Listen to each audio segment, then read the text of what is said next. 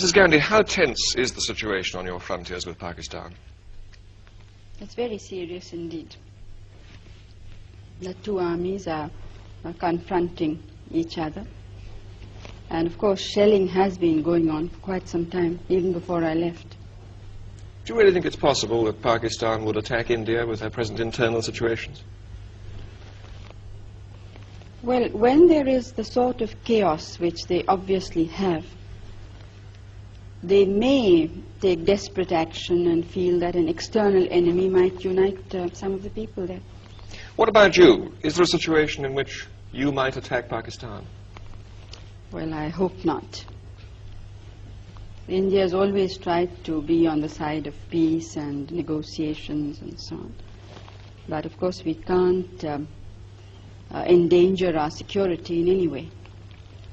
Do you frankly expect to see war with Pakistan soon? It does look to many people as if it's inevitable. I don't think one can really give an answer to a question of this kind. Because as I said, we are trying everything possible to prevent it. Why have you not felt able to agree, as the Pakistani president has, and he suggested it, that you should withdraw some troops from your frontiers?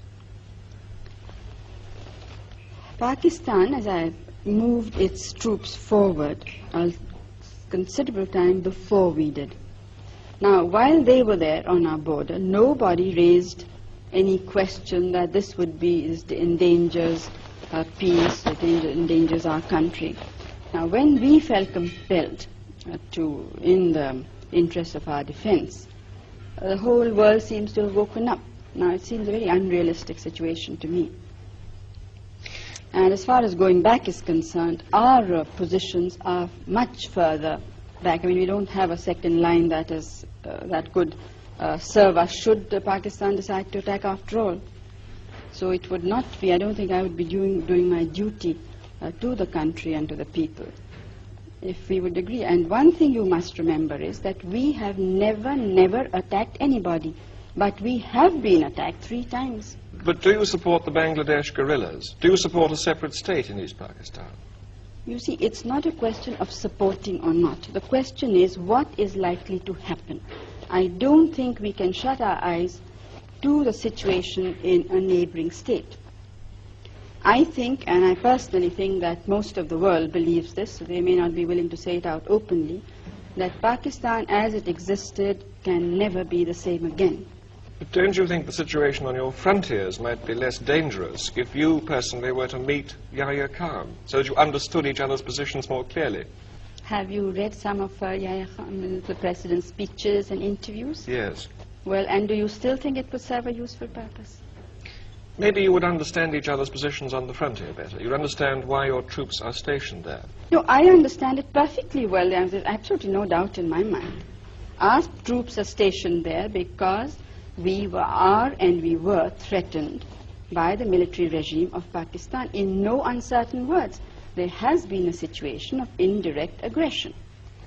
And I don't think that you could point out to me any other head of government who in the present circumstances would have been so restrained, when the entire country is not restrained. I mean, it is great difficulty that we are holding the situation.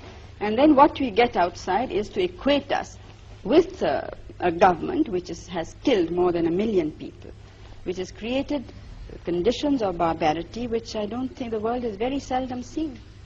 Perhaps against the Jews in Hitler's time, but I don't think in any other time of history has this sort of thing been witnessed. Do you see yourself somehow being drawn into this, being involved in this in some way that you might have to intervene in East Pakistan? Out of humanity, almost. Well, East Bengal is the affair of the leaders of East Bengal. Now, it's up to them what should happen there. Final question. The refugees are still coming over and you have this enormous problem in India. How much longer can you sustain this? Oh, we can't sustain it now longer. It's now for some months it really has been something that's, water going higher and higher. What are you going to do about it? But something will have to be done. One thing I must say, that I'm absolutely determined that all the refugees of all religions must go back. We are not going to absorb them in our population. Would you have necessarily put them back by force?